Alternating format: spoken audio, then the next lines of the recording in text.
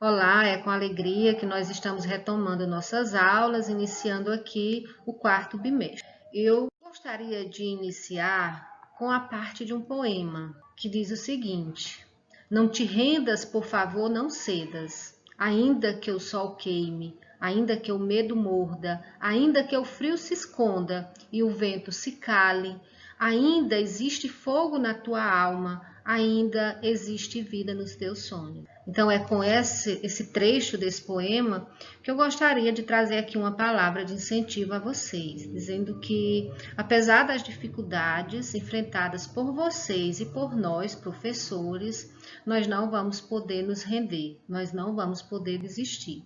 Vamos enfrentar aí as dificuldades, vamos refazer nossos horários de estudo, refaçam aí as rotinas de vocês e vamos concluir o nosso ano letivo. E se Deus nos permitir, nos preparar para retornar, né, com as nossas aulas presenciais. Então, é com essa palavra de esperança que eu gostaria de iniciar aqui o nosso conteúdo do quarto período.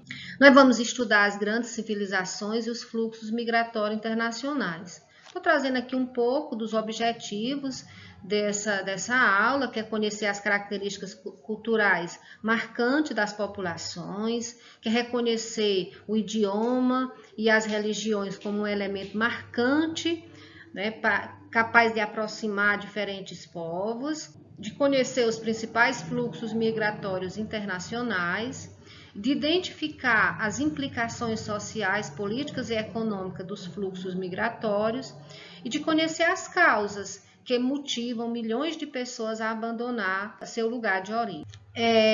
Lembrar que esse conteúdo está no capítulo 12, na página 266. E o item 1, a população mundial, diversidade cultural e nações, inicia com essa frase: as pessoas são a verdadeira riqueza de uma nação. Essa frase foi dita por um estadista aí numa dessas famosas reuniões da ONU. É uma afirmação para valorizar as pessoas frente ao desenvolvimento econômico dos países. Então, se nós estamos falando da população, nada mais importante do que dizer que as pessoas, que a população, são a verdadeira riqueza de uma nação. Então, vamos estudar também alguns elementos, algumas características que são importantes quando a gente estuda a cultura e as civilizações do mundo. Um desses elementos é o idioma. O idioma falado é uma das principais características culturais de uma população. A língua identifica os sujeitos com o lugar e o país em que nascem e crescem, onde descobrem e fazem as primeiras leituras do mundo.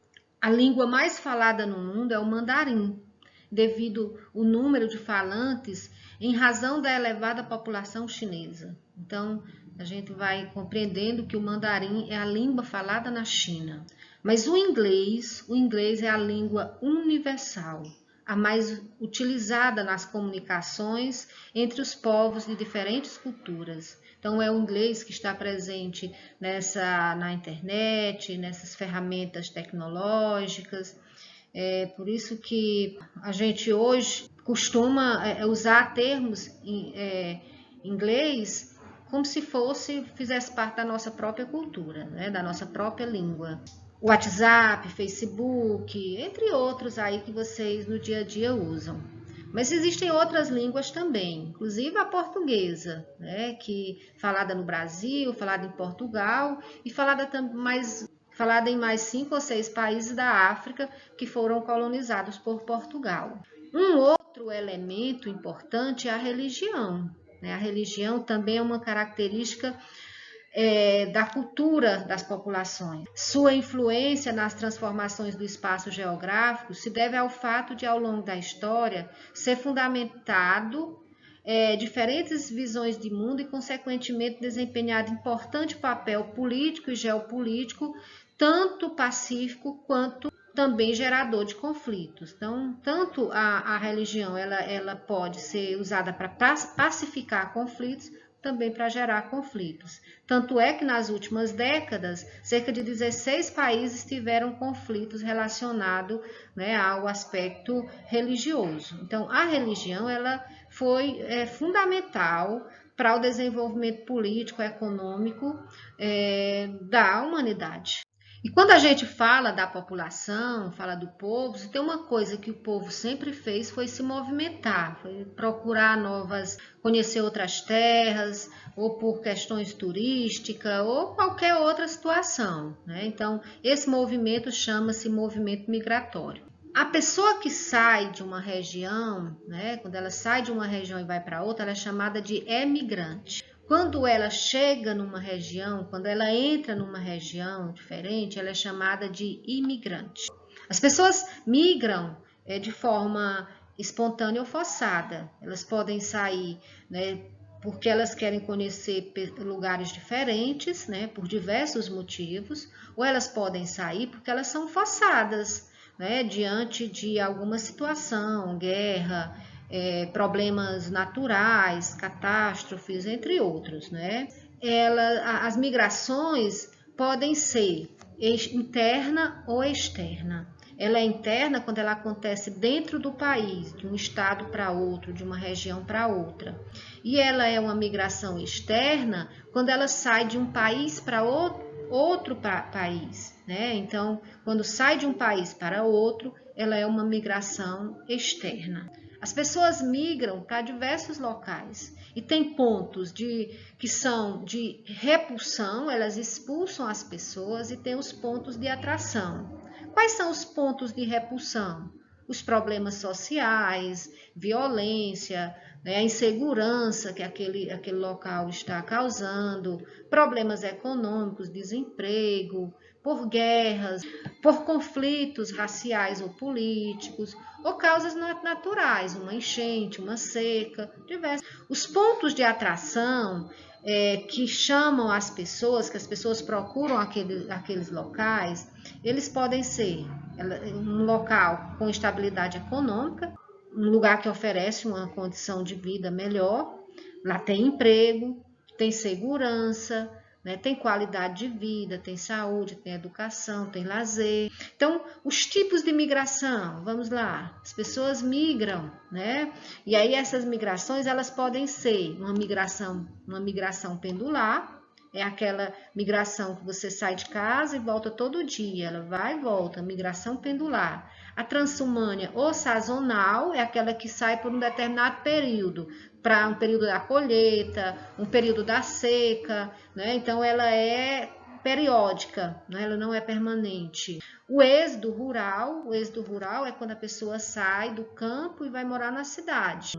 O êxodo urbano é sair da cidade e ir para o campo. É uma migração que não acontece tanto. O nomadismo é uma migração que as pessoas não têm lugar fixo, elas estão sempre migrando, elas não encontram um local onde elas fixam residência. E a diáspora, que é uma migração forçada. A gente pode lembrar o exemplo das pessoas que vieram da África para o Brasil. Elas não vieram, lá no período da colonização, elas não vieram porque elas escolheram o Brasil, elas vieram porque foi um tráfico de escravos.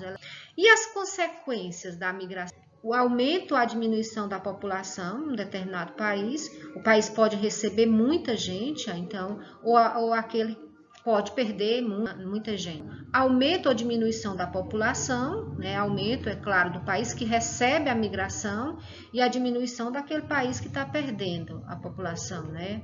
O aumento do tráfico, né, de drogas, de armas, tudo isso tem aumentado muito com a migração. O aumento das barreiras anti-imigração, os países que dificultam a entrada de imigrantes, eles criam leis para dificultar, eles criam muros. E os conflitos e a xenofobia. A xenofobia, que é a aversão ao estrangeiro, é a discriminação, né?